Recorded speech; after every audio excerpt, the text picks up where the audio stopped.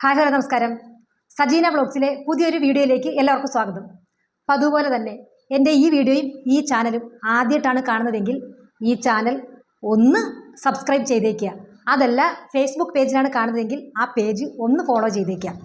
ഈ വീഡിയോ ഇഷ്ടപ്പെട്ട ലൈക്കും കമൻറ്റും ഷെയറും ചെയ്യാൻ മറക്കരുതേ. അപ്പോൾ ഇന്ന് ഞാൻ വന്നിരിക്കുന്നത് ഒരു റിയാക്ഷൻ വീഡിയോ ആയിട്ട് തന്നെയാണ്. പക്ഷേ ഇത് നമ്മുടെ ഗോദയിൽ പുതിയൊരു യോദ്ധാവ് രൂപം കൊണ്ടിട്ടുണ്ട്. എനിക്ക് ഈ വീഡിയോ കണ്ടപ്പോൾ എനിക്ക് നാഗചേച്ചിയുടെ ഡയലോഗ് ഓർമ്മ വന്നു. ഇതൊക്കെ എവിടെ നിന്ന് ഇറങ്ങി വരുന്നതാണ്, ഇതൊക്കെ ഏതാണ്, ഇതൊക്കെ ആരാന്ന് പോലും നമുക്ക് അറിഞ്ഞുകൂടാ എന്ന് പറയുന്ന ഡയലോഗാണ് എനിക്ക് ഓർമ്മ വരുന്നത്. എന്തായാലും ആ യോദ്ധാവിൻ്റെ തീരരോധനം എന്താണെന്ന് നമുക്കൊന്ന് കേട്ട് നോക്കിയാലോ. ബിഗ് ബോസിലൊക്കെ പോകേണ്ട ഒരു സ്റ്റാൻഡേർഡ് ഉള്ള ഒരാളാണ് രേണു സുധി എന്ന് നിങ്ങൾ വിശ്വസിക്കുന്നുണ്ടോ? ചേട്ടൻ വിശ്വസിക്കുന്നുണ്ടോ? എനിക്ക് ഒരിക്കലും വിശ്വസിക്കാൻ പറ്റില്ല, ഒരിക്കലും. കാര്യം സുധിയുടെ മകൻ എൻ്റെ തോളെ കിടന്നുറങ്ങി. ആണോ? അങ്ങനെയാണെങ്കിൽ രേണു സുധിക്ക് ബിഗ് ബോസിൽ പോകാൻ യാതൊരുവിധ സ്റ്റാൻഡേർഡും ഇല്ല. കാരണം രേണു സുധിയെ ബിഗ് ബോസിലേക്ക് സെലക്ട് ചെയ്തത് തന്നെ സുധിച്ചേട്ടൻ്റെ മോനെ തോളിൽ കിടത്തി ഉറക്കി എന്നുള്ള ഒരൊറ്റ കാരണം കൊണ്ടാണ്.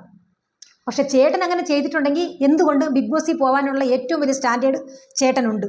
ഇപ്പം എന്ത് ചെയ്യും ചേട്ടാ, ഈ സീസൺ ഇങ്ങനെ ആയിപ്പോയല്ലോ, നമുക്ക് അടുത്ത സീസൺ ശ്രമിച്ച് നോക്കാന്നേ, ഇനി ഉണ്ടല്ലോ സീസൺ. അതുല്യനായ കലാകാരനല്ല, പക്ഷേ സുധിയുടെ മുഖത്ത് വിരിയുന്ന ഭാവങ്ങൾ വേറെ പലർക്കും വരാറില്ല. ചേട്ടാ, അതിനൊരൊറ്റ ഉത്തരമേ ഉള്ളൂ, ഒറ്റ തന്തയ്ക്കുണ്ടായത് കൊണ്ട് എന്ന് മാത്രം. അല്ല ചേട്ടൻ ഏതാണ്, എവിടുന്നാ വരുന്നേ? ഇപ്പോൾ ചേട്ടൻ ആരാണ് ഈ സ്ക്രൂ കയറ്റി ഇപ്പം മീഡിയയുടെ മുന്നിലേക്ക് എറിഞ്ഞത്? അതൊന്ന് പറഞ്ഞു തരണേ ചേട്ടാ. കുറച്ച് ദിവസങ്ങളായിട്ട് എൻ്റെ ഒരു ജീവിത പ്രശ്നങ്ങളൊക്കെ വാർത്തയായിട്ട് പോലും അതെല്ലാം തള്ളിപ്പോകുന്ന രീതിയിലാണ് ഈ സുധി എന്ന് പറയുന്ന ആ പയ്യൻ്റെ കാര്യങ്ങൾ ചർച്ച ചെയ്തുകൊണ്ടിരിക്കുന്നത്. ഇനി അപ്പോൾ അതാണ് ചേട്ടൻ്റെ ഈ കുരു പൊട്ടലിൻ്റെ കാര്യം. ചേട്ടൻ സോഷ്യൽ മീഡിയയിൽ വന്ന് പലതും പറഞ്ഞിട്ടും ചേട്ടൻ്റെ ജീവിത പ്രശ്നങ്ങൾ പറഞ്ഞിട്ടും അതെല്ലാം മുക്കിക്കളയുന്ന രീതിയിലാണ് രേണു സുധിയുടെ പ്രകടനങ്ങളും രേണു സുധിയെക്കുറിച്ചുള്ള വാർത്തകളും. അപ്പോൾ ചേട്ടൻ എന്ത് തോന്നി? ഒന്ന് വൈറലാവണമെങ്കിൽ തൻ്റെ ജീവിത പ്രശ്നം പറഞ്ഞിട്ട് യാതൊരുവിധ കാര്യവുമില്ല. ഇപ്പോൾ ട്രെൻഡിങ് ആയിട്ട് നിൽക്കുന്ന കണ്ടൻറ്റും വൈറലും ആകണമെങ്കിൽ രേണു സുധി എന്ന് പറയുന്ന കണ്ടൻറ്റ് തന്നെ വേണം. അതിനു വേണ്ടിയിട്ടാണ് ചേട്ടൻ്റെ ഈ മുളച്ചു പൊങ്ങൽ. ഓക്കെ, നോക്കട്ടെ ചേട്ടൻ എവിടം വരെ മുളച്ചു പൊങ്ങുന്നൊന്ന് നോക്കട്ടെ, ബാക്കി കൂടെ ഒന്ന് കേട്ട് നോക്കാം. ഇപ്പം എല്ലാവർക്കും ഇങ്ങനെ ഒരു ചേട്ടൻ പൊങ്ങി വന്നതിൻ്റെ കാര്യം മനസ്സിലായല്ലോ. ആ ചേട്ടൻ്റെ വായിൽ നിന്ന് വീഴുന്നു, ഞാൻ അങ്ങനാന്ന് ഇങ്ങനെയൊക്കെ പറയുന്ന കാര്യങ്ങൾ ഞാൻ ഇനി പിടിക്കും. നിങ്ങളറിയാത്ത ചില കാര്യങ്ങൾ, പൊതു സമൂഹം അറിയാത്ത ചില കാര്യങ്ങൾ, രേണു എന്ന് പറയുന്ന ആ പെൺകുട്ടി സുധിയെ മാർക്കറ്റ് ചെയ്ത് കൃത്യമായി റബ്ബർ സ്റ്റാമ്പാക്കി അവളുടെ ജീവിതത്തിൽ ഉണ്ടാക്കിയെടുത്തേക്കുന്ന ഗുണങ്ങളെ എതിരെ എല്ലാം ഉള്ള കള്ളത്തരങ്ങൾ ഞാൻ ഇപ്പോൾ പറയാം. അതായത് ചേട്ടൻ പറയുന്നത് ഈ രേണു എന്ന് പറയുന്ന പെൺകുട്ടി മരണം, അതായത് സുധി ചേട്ടന്റെ മരണത്തെ ഉപയോഗിക്കുന്നു എന്നാണ് പറയുന്നത്. മരണ വ്യാപാരി എന്നാണ് അവർ പറയേണ്ടത്. ചില മരണ വ്യാപാരിയോ? മരണക്കിണറെന്നൊക്കെ കേട്ടിട്ടുണ്ട്, പക്ഷെ ഈ വാക്ക് ഞാൻ ആദ്യമായിട്ട് കേൾക്കുക. പക്ഷേ ചേട്ടൻ പറഞ്ഞ ഈ സ്റ്റേറ്റ്മെൻറ്റ്, എൻ്റെ പൊന്ന് ചേട്ടൻ ഈ യുഗത്തിലൊന്നും അല്ല ജീവിക്കുന്നത്. ഒരു 6-7 മാസം കൊണ്ട് സോഷ്യൽ മീഡിയ ഫുള്ളും നിറഞ്ഞു നടക്കുന്ന ഒരു സ്റ്റേറ്റ്മെൻറ്റാണ് ചേട്ടൻ ഇപ്പോൾ പറഞ്ഞത്. എന്താണെന്നല്ലേ, സുധിയെ വിറ്റാണ് രേണു സുധി ജീവിക്കുന്നതെന്നും. അതൊക്കെ പഴയതാന്നേ, പുതിയതുവല്ല ഉണ്ടെങ്കിൽ പറയുന്നേ പോ. രേണു എന്ന് പറയുന്ന പെൺകുട്ടി യഥാർത്ഥത്തിൽ ആ സുധി എന്ന് പറയുന്ന പച്ചയായ പാവമായ സ്ത്രീകളിലേക്ക് വീണു പോകുന്ന, അല്ലെങ്കിൽ സ്ത്രീകളെ പെട്ടെന്ന് ആകർഷിക്കുന്ന ആ ചെറുപ്പക്കാരൻ്റെ റബ്ബർ സ്റ്റാമ്പാക്കി ഒരു വലിയ സ്ഥാനത്തിലേക്ക് നീങ്ങിക്കൊണ്ടിരിക്കുന്നു എന്നാണ് ആ കുട്ടിയുടെ വിചാരം. ഒന്നുമില്ല, നമ്മൾ മോളിൽ നിന്ന് വീഴുമ്പോഴാണ് വീഴ്ചയ്ക്ക് ആഘാതം കൂടുന്നത്, അല്ലേ? നമ്മൾ എൻ്റെ പൊന്നു ചേട്ടാ, ചേട്ടൻ എന്ത് തേങ്ങയാണ് ഈ പറയുന്നത്? ചേട്ടന് തന്നെ അറിഞ്ഞുകൂടാ ചേട്ടൻ എന്തൊക്കെയാണ് ഈ പറയുന്നതെന്ന്. എനിക്ക് തോന്നുന്നതേ നല്ല ആഘാതത്തിൽ ഏറ്റവും മണ്ടയ്ക്കുന്ന തലയും കുത്തി വന്ന് വീണ് ചേട്ടൻ്റെ കിളി പോയെന്നാ. അല്ല, ഇത് കേൾക്കുമ്പോൾ അങ്ങനെയാണ് തോന്നുന്നത്.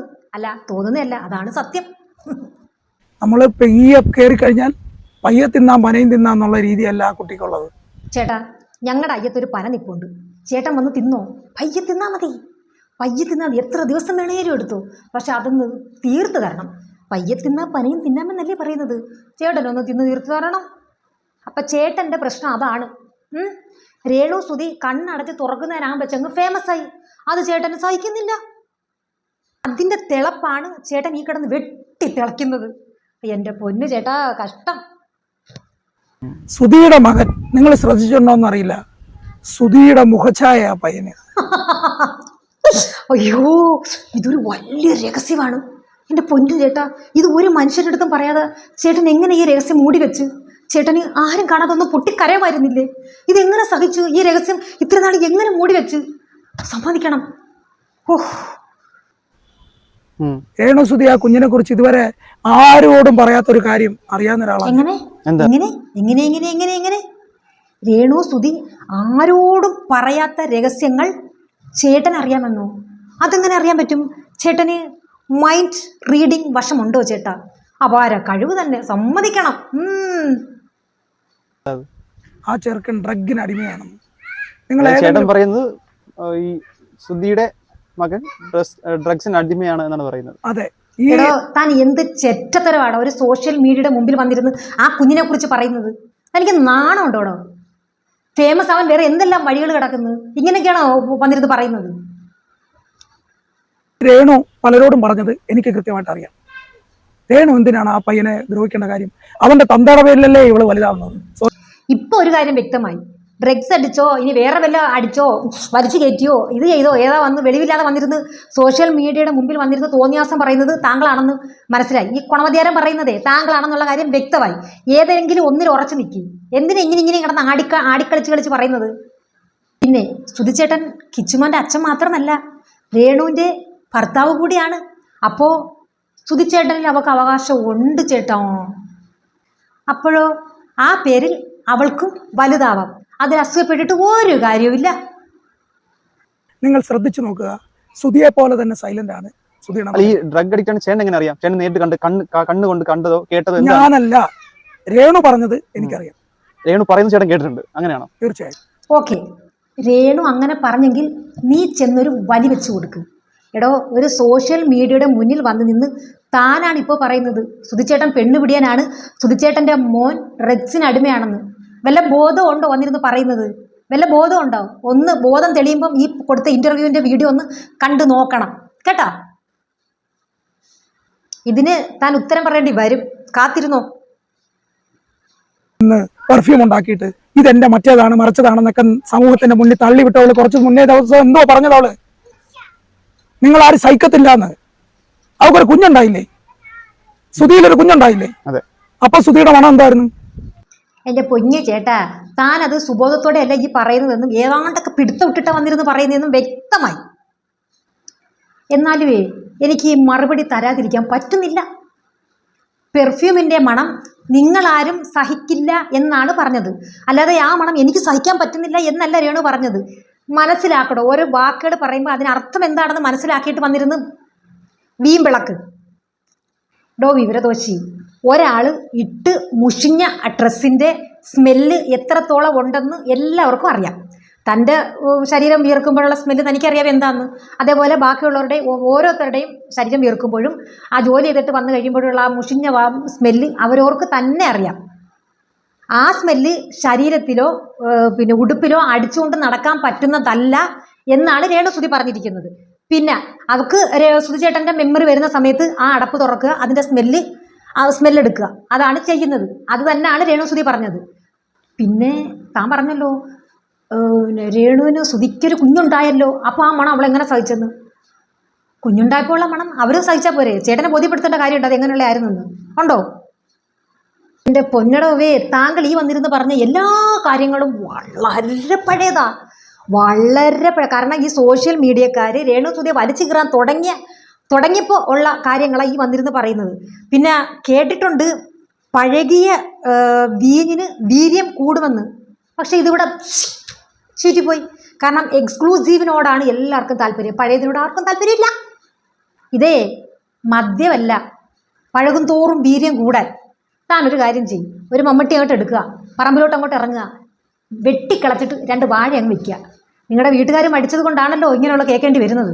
2 വാഴ അങ്ങ് നടുക. ആ മനുഷ്യൻ മരിക്കുന്നതിന് തൊട്ടു മുന്നേ ആ മരണം കണ്ടവൻ കൂടെ ഇവിടെ ഈ നാട്ടിൽ ജീവിച്ചിരിക്കുന്നുണ്ട്, ഒരു കലാകാരൻ. അതുകൊണ്ട് ഇനി ആ ചേട്ടനെയും കൂടെ കൊല്ലണോ? രേണു എന്ന് പറയുന്ന പെങ്കൊച്ച് കാണിക്കുന്നത് മുഴുവൻ വൃത്തികേടാ. ആ ശരീരം പോലും ഒറിജിനൽ അല്ലെന്ന് ഞാൻ വേണമെങ്കിൽ പറയും. ആർക്ക് വേണമെങ്കിൽ. പിന്നെ അവളുടെ ശരീരം മെഴുകൊണ്ട് ഉണ്ടാക്കി വെച്ചിരിക്കുമല്ലോ. താൻ എന്തൊക്കെ വൃത്തികേടാണോ പറയുന്നത്? ഞാനൊരു സംശയം ചോദിച്ചട്ടെ, അവൾ ആരുടെ മുമ്പിൽ അഴിഞ്ഞിട്ട് ആടാൻ വന്നത്? അന്ന് പറഞ്ഞേ, ആരുടെ മുമ്പിൽ അഴിഞ്ഞിട്ട് ആടിയിട്ടുള്ളത്? താൻ ആ വീഡിയോ ഒന്ന് കാണിച്ചു തരാൻ പറ്റുമോ എനിക്ക്? ഒരു സ്ത്രീയെക്കുറിച്ച് പറയാവുന്നതിൽ അപ്പുറം അങ്ങേ അറ്റം കേട്ട് കഴിഞ്ഞു.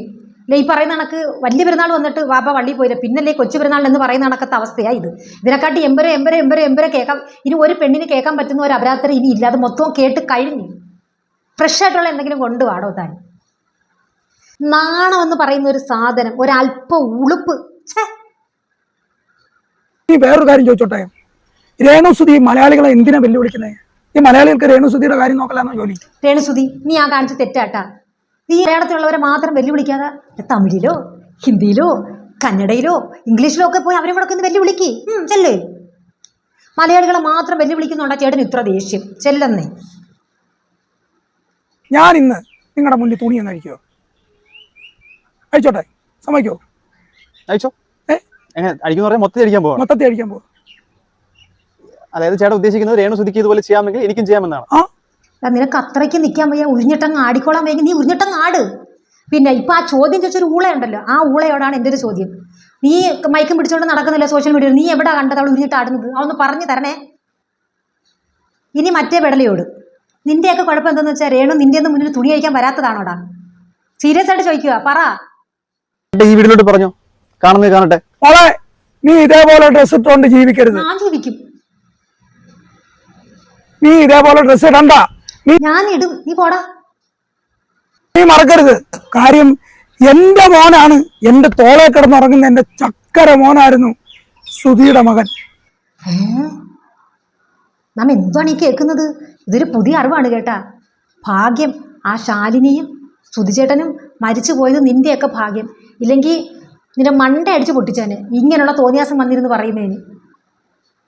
ഓ, ഇത്രയും വിവരവും ഇല്ല, വിദ്യാഭ്യാസവും ഇല്ല, ബോധവും ഇല്ലാത്ത ഒരാളെ പിടിച്ച് ഇന്റർവ്യൂ ചെയ്യുന്ന ഇവന്മാര് വേണം പറയാൻ ആദ്യം. ചേട്ടനിപ്പോ സുധിച്ചേട്ടന്റെ മകനോട് ചേട്ടൻ എന്താ ചെയ്തു കൊടുക്കാൻ ബാക്കിയുള്ളത്? ചേട്ടൻ എന്താ ചെയ്യാൻ പറ്റുക? എനിക്ക് ആ മോനെ കാണണമെന്നുണ്ട് നേരിട്ട്. ആ ചോദ്യം എനിക്ക് ഇഷ്ടപ്പെട്ടു. ഇനി പറ ചേട്ടാ, ചേട്ടൻ എന്ത് ചെയ്തു കൊടുക്കാൻ പറ്റും? ആ കുഞ്ഞിനെ നേരിട്ട് പോലും കണ്ടിട്ടില്ലാത്ത ഒരുത്തള ഇവിടെ കിടത്തി കുഞ്ഞിനെ ഇവിടെ കിടത്തി ഉറക്കിയെന്ന് പറഞ്ഞുകൊണ്ട് അവകാശവാദമായിട്ട് മുന്നോട്ട് വന്നിരിക്കുന്നത്. സുധിച്ചേട്ടൻ മരിച്ചിട്ട് 2 വർഷത്തിൽ കൂടുതലായി. ഒരു തുപ്പല് മുട്ടായി വാങ്ങിച്ചോനും കൊടുക്കാത്തവനാ എൻ്റെ കുഞ്ഞിനെ നീ പറഞ്ഞുകൊണ്ട് കുരയ്ക്കാൻ വന്നത്. നീ റീച്ചിന് എന്തെല്ലാം വേറെ കാര്യങ്ങൾ നടക്കും. ഞാൻ എപ്പോഴും പറയും, നാണോ മാനം കേട്ട ഈ പണിക്ക് എന്തിനാ നടക്കുന്നത്? രേണു എന്ന് പറഞ്ഞ ഒരു കണ്ടന്റ് എടുത്തു കഴിഞ്ഞാൽ ഇനി എന്ത് തോന്നിയാസം കാണിച്ചാലും എന്ത് പറഞ്ഞാലും സത്യമുള്ള കാര്യമാണെങ്കിലും മുമ്പ് കേട്ട് പഴകിയതാണെങ്കിലും മയക്കും തൂക്കി പിടിച്ച് വരാൻ നിൽക്കുന്ന ഇവന്മാരെ വേണം ആദ്യം പറയാനായിട്ട്. ഇപ്പോ നിങ്ങൾ എന്റെ കൂടെ വരാമെങ്കിൽ സുധിയുടെ മകൻ എവിടെയെങ്കിലും ഉണ്ടെങ്കിൽ ഞാൻ അവരൊരു ചക്കര ഉമ്മ കൊടുക്കുന്ന കെട്ടിപ്പിടിച്ച് മാമനുണ്ടാ നിന്റെ കൂടെ എന്ന് പറയുന്ന വീഡിയോ ഞാൻ നിങ്ങൾക്ക് തരും. ഓഹോ, അതിനും മീഡിയക്കാർ വേണം, മനസ്സിലായല്ലേ? ചേട്ടന് വൈറൽ മുഖ്യം ബിഗിലേ. എന്തിനിങ്ങനെ ഒരു മാമൻ, ഇങ്ങനെ ഒരു മാമൻ വന്ന ഒരു കൊച്ചിന് ഈ സോഷ്യൽ മീഡിയ മുമ്പിൽ വന്നിരുന്നുണ്ട് ഡ്രഗ്സിന് അടിമയാണെന്ന് പറയുന്നത്? ഇങ്ങനൊരു മാമൻ എന്തിന്? അതിൻ്റെ കൺമുമ്പിലൊന്നും ചെന്ന് പെട്ടേക്കരുത്, കൈവാക്കിന് മാറി നിന്നോണം ആ കുഞ്ഞിൻ്റെ അടുത്ത് ചെല്ലുമ്പോൾ. പിന്നെ ഞങ്ങളൊരു കാര്യം പറയാം, ഈ വീഡിയോ കാണുന്ന എല്ലാവരും പറ, രേണുസുതി എവിടെയാണ് പറഞ്ഞിരിക്കുന്നത്? കിച്ചു, അതായത് സുജേട്ടൻ്റെ മൂത്ത മോൻ ഡ്രഗ്സിന് അടിമയാണെന്നും പറഞ്ഞുകൊണ്ട് എവിടെ പറഞ്ഞിരിക്കുന്നത്? ആരെങ്കിലും കേട്ടിട്ടുണ്ടാകും? ഒരാളെങ്കിലും ഒന്ന് കമന്റ് ഇട്ട് കേട്ടിട്ടുണ്ടെങ്കിൽ തെളിവ് സഹിതം. ചുമ്മാ പറയണ്ട, ചുമ്മാ പറയാൻ ഇഷ്ടംപോലെ ആൾക്കാർ ഇതേ കണക്ക് കിടന്ന് കുറയ്ക്കുന്ന ആൾക്കാരുണ്ടെന്ന് അറിയാം. പക്ഷേ തെളിവ് സഹിതം പറയണം. രേണുസുതി ഇങ്ങനെ പറഞ്ഞിട്ടുള്ള തെളിവ് സഹിതം ഒന്ന് കാണിച്ചേ. മ്യാമ്യ, അവന്റെ കൈവാക്കൊന്നും ചെന്ന് പെട്ടേക്കല്ലേ മ്യാമിയോ? സ്നേഹമുള്ളതുകൊണ്ട് പറയുന്നതാണ് മ്യാമിയോ. ഇങ്ങനെ കുറെ മ്യാമന്മാരുണ്ടായാൽ മതി. മരുമക്കളുടെ കാര്യം കഷ്ടമാണേ. നിന്റെ വളർച്ച എന്ന് പറയുന്നത് ഇപ്പൊ നീ ഏതാണ്ട് നേടിയിട്ടുള്ളതൊക്കെ മേളിൽ നീ താഴെ പോരും മോനെ. ഞാൻ തുടക്കത്തിലേ പറഞ്ഞില്ലേ, രേണു മുകളിൽ പോയതാണ് ചേട്ടന്റെ പ്രശ്നം. ഇനി അവളങ്ങ് താഴെ വരണം, എന്നാലേ ചേട്ടന് സമാധാനമാവും. നീ ഇങ്ങനെ നിന്ന് കാണിക്കുമ്പം ഞങ്ങള് കാണണമെന്ന് എന്തുകൊണ്ട് ഈ കുരങ്ങിനെ പോലെ ഇരിക്കുന്ന നീ? അയ്യോ, പിന്നെ ചേട്ടൻ പിന്നെ ആരാ? സൂപ്പർ സ്റ്റാർ അല്ലേ, ഫിലിം സ്റ്റാർ അല്ലേ? ഫിലിം സ്റ്റാർ ആണ്. ഏത് സിനിമയുടെയെന്ന് അറിയാമോ? ചിമ്പാൻസി. ഇതെല്ലാം ബോഡി ഷേമിംഗ് ആണ്. താനൊന്ന് ആലോചിച്ചോണം. ഒരു കേസ് തൻ്റെ പേർക്ക് പോയി, ഇത്രയും കാര്യങ്ങൾ മതി, ഇത്രയും മതി. ഒരു കേസ് പോയാൽ താൻ അഴിയെണ്ണും. ഒരു കൊച്ചു പയ്യനെ കുറിച്ച് മോശമായ അഭിപ്രായം പറയുക, ഒരു സ്ത്രീയെ അപമാനിക്കുക, അവളെ ബോഡി ഷെയിം ചെയ്യുക, എന്താണ് താൻ പറഞ്ഞതെന്ന് വല്ല ധാരണയുണ്ടോ? അവരോട് ഈ പറഞ്ഞ കമന്റുകൾക്കെല്ലാം ചേട്ടൻ മാപ്പ് പറയും. തെളിയിക്കണം. ആ കുഞ്ഞിനെ കൊണ്ടുപോയി സയന്റിഫിക്കലി തെളിയിക്കണം. അവനെ ആശുപത്രിയിൽ അഡ്മിറ്റ് ചെയ്ത് അവന്റെ ബ്ലഡും എല്ലാം ചെക്ക് ചെയ്യണം. അങ്ങനെയാണ് ചേട്ടൻ മാപ്പ് പറയും? മാപ്പൊന്നും പറയത്തില്ല. അല്ല ചേട്ടൻ ഇപ്പൊ അങ്ങനെ അവരത് പറഞ്ഞു എന്ന് മാപ്പ് പറയുന്നത് എന്തിനാ മോനെ? സത്യം അതല്ല എന്നറിഞ്ഞു. അപ്പോ എവളീ പറഞ്ഞത് എന്തായി തീരും? അവൻ സത്യമാണ്, ഇയാൾ അപ് നോർമലാണ് കേട്ടോ. ഇയാൾ പറയുന്നത് എന്താണെന്ന് ഇയാൾക്ക് പോലും മനസ്സിലാവുന്നില്ല. പിന്നെ നമുക്ക് എങ്ങനെ മനസ്സിലാവും ഇതെന്താണിത്? എനിക്കെന്തായാലും തൽക്കാലം ഞാൻ ഇവിടെ കൊണ്ട് നിർത്തുന്നു. എനിക്ക് ഇനി അങ്ങോട്ട് കാണാനും വയ്യ, കേൾക്കാനും വയ്യ. കൊടുക്കാനുള്ളതൊക്കെ കൊടുത്തിട്ടുണ്ടെന്നാണ് എൻ്റെ ഒരു വിശ്വാസം. പിന്നെ മയിരെ പോ, നിന്നെ പോലുള്ള തായോളികളാണ് ഇതിങ്ങനെ പറഞ്ഞുണ്ടാക്കുന്നത്. തന്തയില്ലാത്ത തായോളികളും ഇത് തന്നെയായിരുന്നു പറഞ്ഞൊപ്പിച്ചത്. പറഞ്ഞങ്ങ് പ്രചരിപ്പിച്ചപ്പോൾ പലവരും ഇങ്ങനെ പറഞ്ഞ് പ്രചരിപ്പിച്ചപ്പോൾ ലോകം മുഴുവൻ ഇതായി.